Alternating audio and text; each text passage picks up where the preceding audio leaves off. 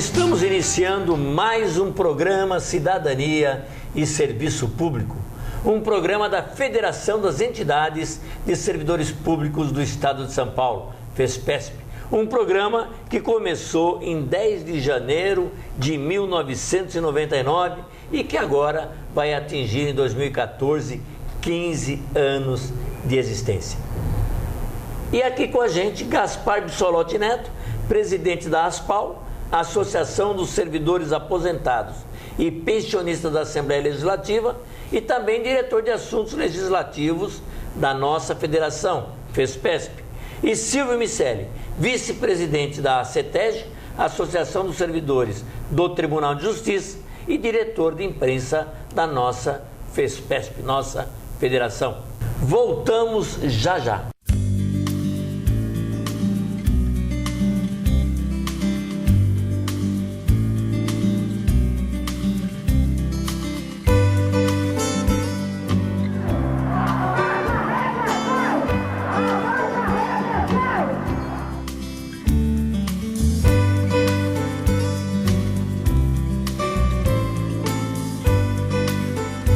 Estamos pedindo aquilo que nos é de direito.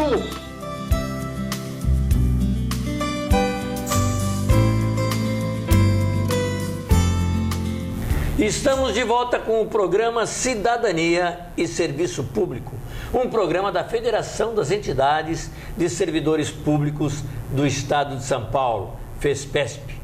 E presentes, Gaspar Bissolotti Neto, presidente da ASPAL, Associação dos Servidores Aposentados e Pensionistas da Assembleia Legislativa, também diretor de Assunto Legislativo da nossa federação, e Silvio Miceli, vice-presidente da Associação dos Servidores do Tribunal de Justiça e diretor de imprensa da FESPESP.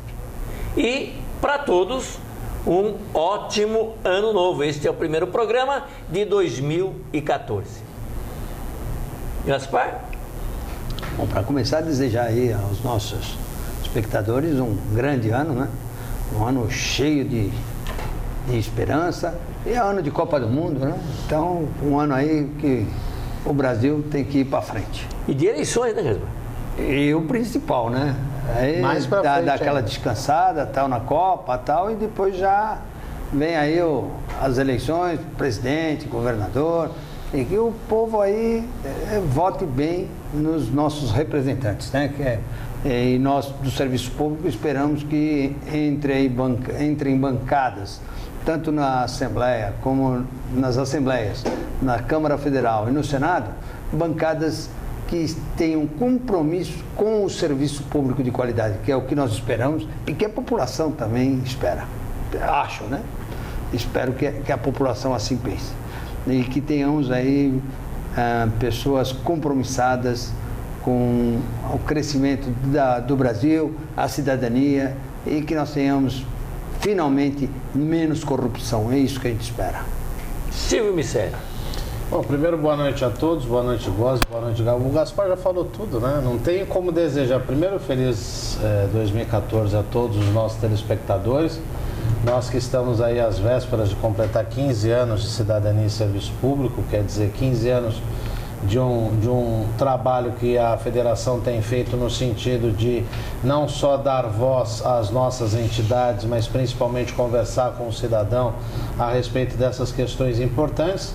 Geralmente as pessoas acusam o servidor público de ser corporativo, mas quando você pleiteia um serviço público de qualidade, você, direta ou indiretamente, você está ajudando a todos os cidadãos, né? E o Gaspar já foi muito feliz na abertura, faço minhas palavras dele, esperando que realmente nós tenhamos pessoas compromissadas com o exercício da cidadania e também com a defesa da qualidade dos serviços públicos, porque uma coisa está relacionada à outra, tanto que o nome do programa, né, é Mais Perfeito Impossível, Cidadania e Serviço Público. Não existe um exercício pleno de cidadania na sociedade se você não tiver um serviço público eficiente em todos os aspectos: saúde, educação, segurança, moradia, obras e tudo mais. E rezar para que tenhamos menos corrupção, sem dúvida. Pois é, estamos aí no dia 10 de janeiro de 2014, né? Daqui a pouquinho, faremos 15 anos de programa Cidadania e Serviço Público. E nesses 15 anos passamos por segundo mandato do presidente Fernando Henrique Cardoso, segundo mandato do governador Mário Covas, depois o Lula, o Serra, o Alckmin, Dilma. O que nos espera nas eleições de 2014? Você até já começou a colocar, Gaspar. Como conversar com o cidadão exatamente pensando em 2014? Bom, para começar, fico muito feliz de estar aqui nesse programa pré-aniversário, porque eu participo, né, do Cidadania e Serviço Público desde o programa piloto, né? Foi a ideia que surgiu na época. Quem lutou muito, inclusive, para que tivéssemos esse programa era o nosso ex-presidente da FALESP, o Edson Kuzma, que ainda quando o seu Wilson Ribeiro era o presidente da FESPESP, nós já tínhamos jogado essa semente de termos o nosso programa. E depois nós, em tratativa lá com a TV aberta, né? Na época tinha outro nome, até comunitário. TV, né? Era Canal Comunitário de São Paulo. Comunitário, né? Canal Comunitário de São Paulo. E conseguimos levar a FESPESP para lá e participamos de todo esse processo. Depois o Silvio na produção, tinha o outro rapaz, o Antônio também, né? Que no começo fez a produção com a gente. E fico muito contente de estar ainda, 15 anos depois, estamos aqui comemorando mais um aniversário. E um programa sempre voltado, né, para o servidor, para o cidadão. E com relação à eleição, espero sinceramente, independente do partido, né, que a gente já percebeu que entra partido, sai partido, não muda nada. Os interesses são sempre os mesmos. Muitos que são os nossos aliados passam a ser governantes, passam a ser os nossos algozes. Nós tivemos isso aí com o PSDB e PT na mesma dimensão. Lembro sempre a reforma da Previdência do Fernando Henrique, que foi um caos, e não foi um caos maior para nós, servidores, porque o PT estava do nosso lado. Em compensação, 5 anos depois, 2003, o ex-presidente Lula fez uma reforma da Previdência pior do que aquela que o Fernando Henrique queria. Então não adianta, é governo, é contra a gente mesmo, não tem jeito, eles têm outros interesses. Vem aí o mercado internacional, vem o dinheiro dos bancos, eles é que mandam na realidade. Nós, povo, acabamos sendo prejudicados em muitas coisas. Eles falam às vezes que estão fazendo coisa em nosso nome e contra nós. É coisa para se discutir, né, Góes? E nós já tivemos esses momentos. Então eu não tenho mais ilusão com relação a partido. Seja lá o partido que for, infelizmente, eles vêm para nos prejudicar. É a verdade, é o que eu penso. Posso estar errado, né? A minha verdade.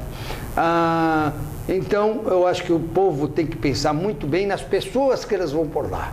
Pessoas honestas, pessoas que têm interesse em ajudar o cidadão, né? Nós, servidores, procurarmos ter nossos representantes, temos que acabar com aquela mentalidade.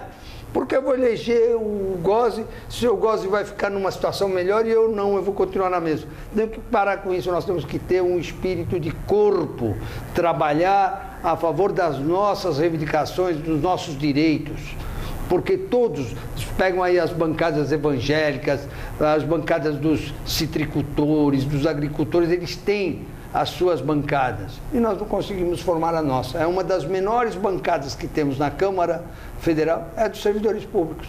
Uma ou outra categoria consegue ter o seu representante, que é o caso da Polícia Militar, né, o caso dos fiscais de renda, o pessoal do fisco em geral, mas nós, servidores comuns, servidores aí de todo o funcionalismo, infelizmente não temos os nossos representantes. Temos que pensar nisso. Temos que agir seriamente na próxima eleição para termos uma bancada que defenda o serviço público. Isso para acabar com as terceirizações, com esse excesso de cargos em comissão, estagiários, que eu gosto muito do estagiário, mas estagiários que ocupam funções que não são aquelas que eles estão se preparando. Então nós temos que pensar muito bem antes de elegermos os nossos representantes. Eu já falei demais, aí eu gostaria que o senhor... Antes até do senhor começar, eu gostaria que o senhor falasse também sobre a questão que nós pensamos muito em eleger presidente, governador, prefeito, e deixando de lado até porque não se preocupa com isso, acaba votando no papelzinho que viu na rua na hora, para a formação de um bom legislativo. Municipal, estadual e federal, né? Você de uma certa forma agora acabou lendo meu pensamento, porque eu particularmente eu não acredito. O Gaspar foi muito feliz quando ele falou que não acredita mais em partido e eu acho que a gente não deve mesmo acreditar em partido porque nós tivemos experiências amargas dos dois lados e eventualmente se vier uma terceira via, né? Existe essa questão de terceira via, não acredito que haja alteração do comportamento e do tratamento dado ao servidor, porque infelizmente desde quando o servidor público ele já foi status, né? No passado ele já foi status. A partir do momento que a sociedade brasileira, via grande mídia, elegeu um presidente da República com a alcunha de caçador de marajás, e aí deu toda aquela confusão que todos nós sabemos, o servidor público ele foi aos poucos perdendo esse status, perdendo os seus direitos, né? E a partir do governo FHC, em 1995, começa a implantação do sistema neoliberal, que bebe do neoliberalismo britânico e do neoliberalismo americano dos anos 80, com Margaret Thatcher, com Ronald Reagan e por aí vai. E depois de 8 anos de PSDB no governo federal, nós tivemos aí a ascensão de um representante tido como membro do Partido dos Trabalhadores e deu no que deu. E aí, depois, inclusive, ele acabou elegendo a sua sucessora, que é a presidente Dilma Rousseff. Eu, particularmente, para as eleições de 2014, exceto se acontecer algum fato muito, muito complexo, mais do que propriamente as discussões sobre mensalão, o helicóptero do pó, essas coisas todas que surgem aí na mídia, a gente sabe que todo mundo tem o rabo preso de uma forma ou de outra, eu não acredito que, infelizmente, haja alterações nem no governo federal. Acredito que a presidente Dilma Rousseff vai acabar sendo reeleita e também acredito que aqui no estado de São Paulo, o governador Geraldo Alckmin vai acabar sendo reeleito. Então, o que nos resta, e o que é mais importante, é a formação do legislativo. Formação do legislativo porque, infelizmente, o Gaspar é funcionário da Assembleia há tantos anos, sabe muito bem que o legislativo já há muito tempo ele é apenas um chancelador do Poder Executivo. Então as coisas só acontecem na Assembleia Legislativa se o Executivo mandar e se o Executivo determinar. Então os projetos de lei, quer dizer, o Poder Executivo até não diz respeito àquela tripartição dos poderes de Montesquieu, ele acaba avocando a possibilidade de legislar e manda para a Assembleia Legislativa para dizer que estamos no Estado democrático de direito, que na época do regime militar você tinha o decreto-lei, né? Decreto-lei, o cidadão lá assinava, virava lei. Hoje nós vivemos um Estado chamado democrático de direito, com algumas divergências, mas que na verdade continua a figura do decreto-lei. Ele manda o projeto de lei, que for do interesse dele, ele aprova. Que não for do interesse dele, ele não aprova. Então precisa haver deputados, tanto nas Assembleias Legislativas como no Congresso Nacional, junto aos senadores, que sejam firmes o suficiente para que o Poder Legislativo exerça a sua função precípua, que é legislar, assim como a função do Poder Judiciário é judicar e a função do Poder Executivo é executar. E não há mais esse respeito. Hoje virou uma confusão. Hoje o Judiciário se mete com o Legislativo, às vezes se mete com o Executivo quer legislar. Então virou toda essa confusão, um desrespeito à própria sociedade no Estado de Direito. Então, a função do cidadão, eu acredito, e nós servidores das nossas entidades, é criar uma bancada não apenas de servidores públicos, mas de pessoas realmente interessadas com a sociedade brasileira, com o crescimento da sociedade. E só a título de informação, Gaspar, né, com base na sua fala, há uns 2 ou 3 meses atrás nós tivemos uma reunião com o deputado João Dado, que é do funcionalismo. Você inclusive estava nessa reunião com a gente nas discussões da PEC 555. Hoje na Câmara dos Deputados nós temos 17 deputados vindos do funcionalismo, que equivale a 3%, que é muito pouco. em 513, quer dizer, você não tem, sua voz é muito fina, você não tem representatividade nem repercussão nenhuma. E nem esses 3% a gente pode dizer que são representantes do funcionalismo ou do serviço público, né? Porque como você mesmo falou, se os poderes legislativo e até o judiciário acabam sendo um apenso do executivo, na verdade acaba existindo só executivo, né? Porque o judiciário, se não está preso a votações, está preso financeiramente ao executivo, né? E fica essa dependência total. Que a reforma administrativa tirou a autonomia financeira do judiciário. Exatamente. Né? Mesmo os tribunais superiores, Joaquim Barbosa, ele pode ter feito o que fez, a questão do mensalão e tudo mais, mas na hora de pingar o recurso para aumentar o teto dos magistrados, salários dos magistrados, vai depender do executivo de uma forma ou de outra. A própria lei de responsabilidade fiscal, que eu acho excelente, a lei se fosse aplicada na sua totalidade, né?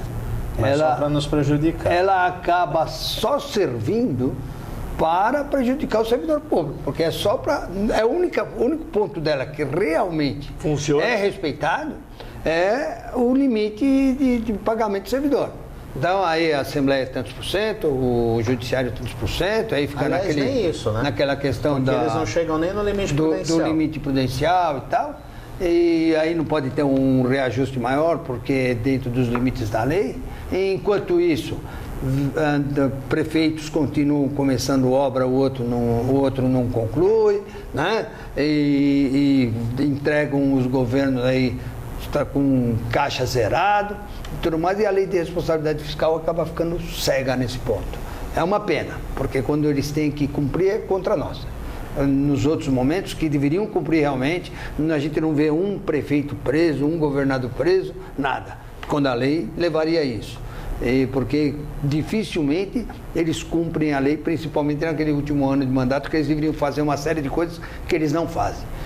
Então é isso que a gente acaba ficando revoltado, né? Porque o servidor acaba pagando pato em todos os sentidos. E aí vem a mídia, uma parte dela pelo menos, e joga sempre o servidor contra, ou melhor, a população Sociedade contra o servidor. O servidor é uma grande parte da mídia. Mesmo porque... Também depende de recursos financeiros. Mesmo porque nós não temos dinheiro para pagar patrocínio, e o governo patrocina tudo que pode. Né? Um outro assunto que eu gostaria de ouvi-los é a nossa união para realmente fazer um trabalho que atinja todos os servidores públicos, municipal, estadual, federal, ou seja, o Brasil inteiro, né? E nesse caminho, nossa federação e a nossa confederação nacional está discutindo a formação de uma central de servidores públicos. Gostaria de ouvi-los. Gaspar, prioridade, até porque ele que mudou o nome, ele tem prioridade, que ele que criou o nome da confederação, da central, aliás. Eu considero que a lei é muito dura com algumas categorias. Então a lei que regulamentou as centrais sindicais, ela traz muitas exigências e que nós vamos ter alguns obstáculos pela frente. Mas eu vejo com bons olhos uma central não só de servidores públicos, que é a nossa proposta, é uma central dos trabalhadores no serviço público. Então nós vamos pegar uma gama de trabalhadores, né? Hoje em dia muita gente trabalha em função do serviço público, temos aí muitas empresas estatais, empresas mistas, mas que o governo tem maioria acionária. Então, são os trabalhadores no serviço público. Acredito que vamos ter obstáculos muito grandes, inclusive com as demais centrais, né? Porque ninguém quer perder esse filão. Hoje em dia, todo mundo está atrás das entidades aí de servidores públicos, sindicatos, associações, federações, confederações, sendo procuradas pelas centrais, porque tem um número mínimo de entidades na exigência da lei para que tenha o registro a central. Mas eu vejo com bons olhos, acho que nós temos que trabalhar, estamos aí elaborando estatuto, tudo mais. Vai ser um trabalho árduo, mas contamos inclusive com o apoio aí da população no sentido de que leve aí os sindicatos a participar da nossa central. Tem um número muito grande de sindicatos de servidores públicos que não participam de nenhuma central. Então aí é uma nova oportunidade que nós vamos ter. E precisamos estar unidos mesmo, porque sem união não se consegue nada. Bom, na verdade, eu vou repetir uma coisa que eu falei no seminário que a FESPESP fez no ano passado, lá na sede da FIPESP.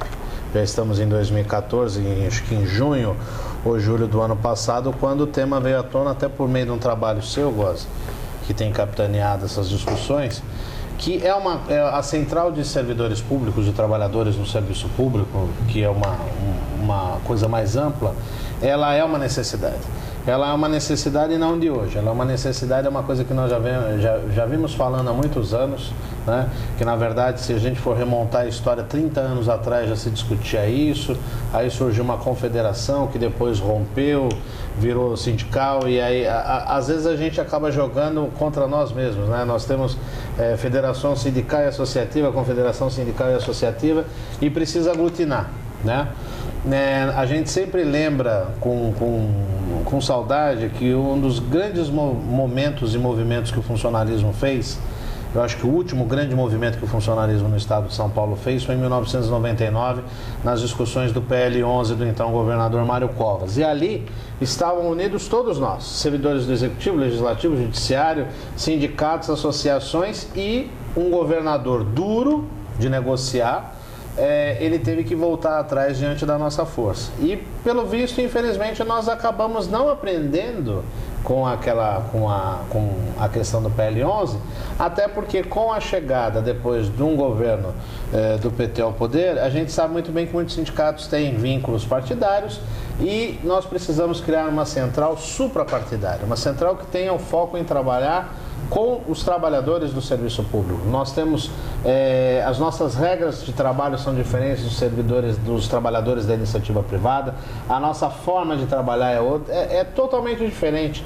Então eu acho que essa questão da central, ela só vem com a função de aglutinar todo o funcionalismo em torno de uma única, vamos colocar assim, de uma única sigla, para defender todas as questões da categoria no ambiente macro, que é o que nós temos necessidade real e efetiva, mas que nos últimos anos a gente acabou, né, divagando, vai um para lá, outro para cá, e tem que unir todo mundo. Chegamos ao fim de mais um programa Cidadania e Serviço Público, conversando com Gaspar Bissolotti Neto e com o Silvio Miceli, o primeiro de 2014. Fique agora com o nosso noticiário.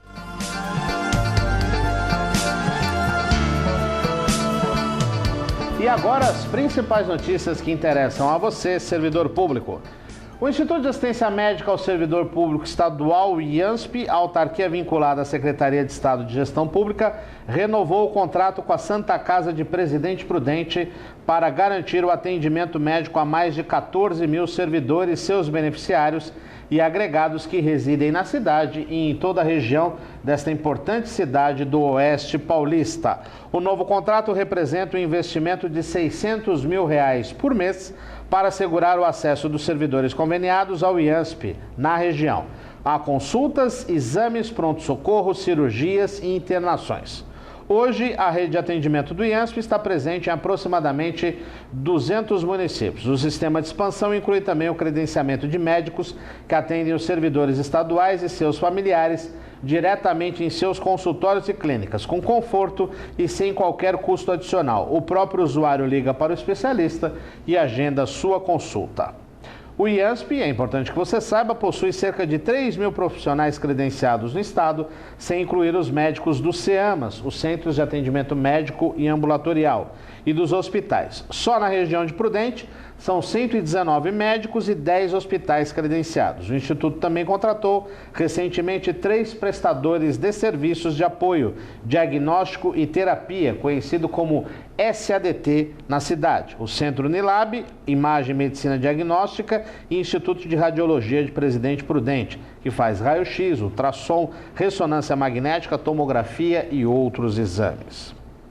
E você já sabe, ano novo, aliás, feliz ano novo para você que nos acompanha.